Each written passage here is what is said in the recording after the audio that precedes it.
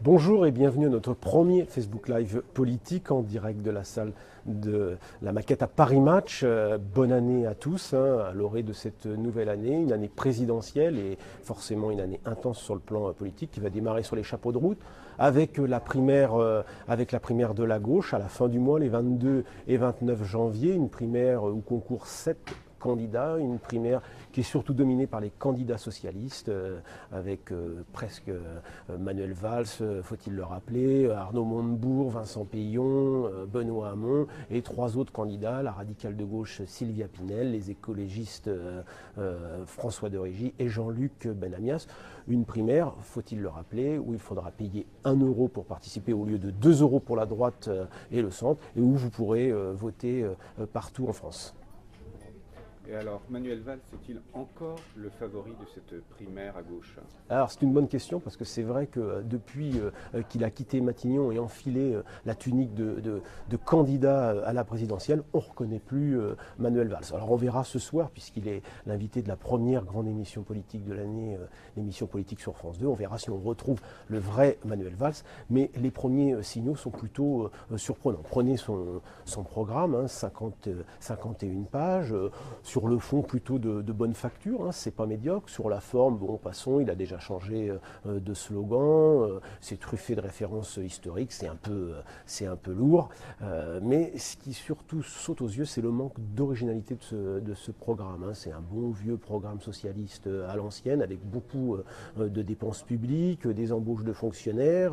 Bref, on est loin du Manuel Valls de 2011, celui qui était candidat à la précédente primaire, celui qui bousculait, étonnait, bouleversait le logiciel socialiste. Manuel Valls, plutôt cette fois-ci qui a rentré les griffes, qui essaie de jouer le rassembleur, alors qu'il défendait il y a encore peu de temps l'idée, la théorie qu'il y avait deux gauches irréconciliables. Aujourd'hui, il voudrait rassembler tout le monde. C'est également un programme avec quelques jolis reniements, comme la suppression du 49.3, alors qu'il en a beaucoup abusé et on lui a beaucoup reproché, notamment la gauche, avec l'utilisation du 49.3 pour faire passer en force la loi El Khomri. Et puis l'autre reniement plus étonnant, c'est le Manuel Valls qui défend maintenant le retour des heures sup défiscalisées, alors qu'il a appartenu au gouvernement en 2012 qui les avait supprimées. Est-ce que ça veut dire que passer de Matignon au statut de candidat, c'est une mission impossible? Alors c'est vrai que c'est pas facile. Si on regarde l'histoire, on sait que ça ne marche presque jamais. Chirac 88, Balladur 95, Jospin 2002 a raté à chaque fois. En réalité, on voit bien que c'est difficile de sortir de Matignon et d'être directement candidat à l'Élysée. C'est une mission presque impossible que tente Manuel Valls. De glorieux aînés ont raté et souvent il faut un certain nombre d'années pour faire oublier qu'on a été à Matignon et pour réinstaller l'idée d'être candidat à la présidentielle. Même François Fillon, qui avait essayé non pas d'être candidat à la présidentielle, mais de conquérir la présidence de l'UMP juste à la sortie de Matignon, eh bien il avait raté, très mauvaise campagne,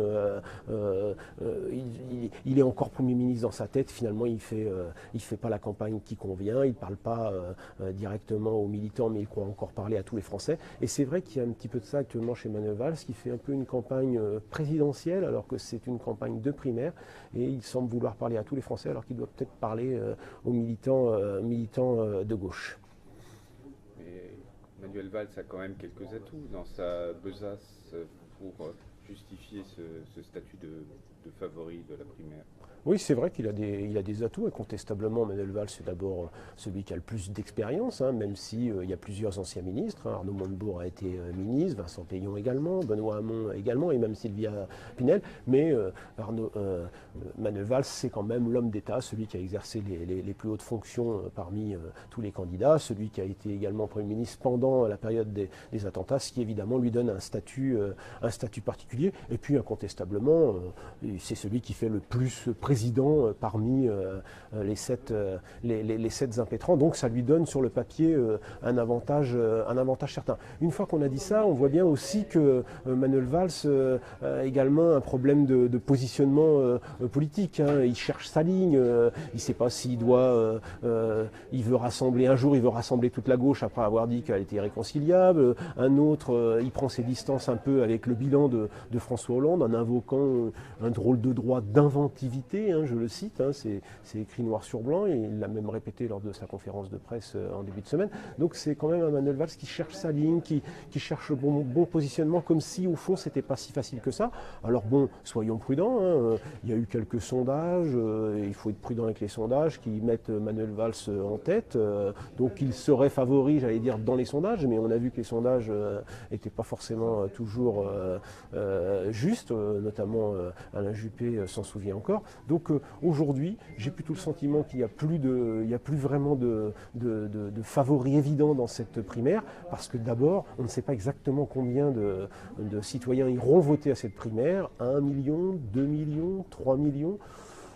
Sûrement pas 4 comme la droite, parce qu'au fond, il y a une grande partie des issus de la gauche qui n'iront pas voter à cette primaire. Et puis, c'est pas sûr que ceux qui iront voter à cette primaire aient le sentiment qu'ils votent pour le favori de la présidentielle, comme c'était peut-être le cas pour la droite, mais peut-être pour désigner celui qui sera demain le chef de l'opposition de la gauche.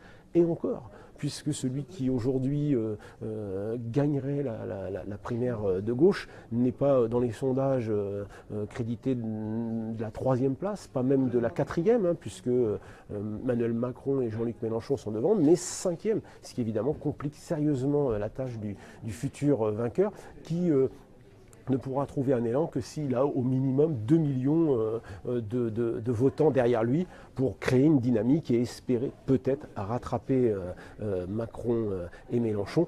Au fond, aujourd'hui à gauche, c'est simple, il y a 2 primaires. Il y a celle du mois de janvier qui en gros va désigner le candidat socialiste, et puis il y aura en quelque sorte une 2e primaire, le premier tour de la présidentielle, où le candidat socialiste devra devancer le candidat d'En Marche et le candidat de la France insoumise pour espérer ensuite rattraper et se qualifier au second tour de la présidentielle. Donc tout ça est loin d'être gagné pour la gauche, qui est aujourd'hui éparpillée, comme diraient les tontons flingueurs, façon puzzle, ce qui évidemment est sans doute une des situations les plus compliquées pour la gauche. On n'avait pas vu ça depuis 1969, alors peut-être que ça dira quelque chose à nos internautes les plus âgés, même si Internet n'existait pas à l'époque. En 1969, la gauche est socialiste, est totalement dans les choux. Hein. Gaston Defferre, qui représentait ses couleurs, fait 5%, Michel Rocard termine à 2%, et c'est les communistes qui surgissent à la 3e place, mais aucun candidat de gauche n'est qualifié pour le second tour de cette présidentielle qui fut remportée par Georges Pompidou.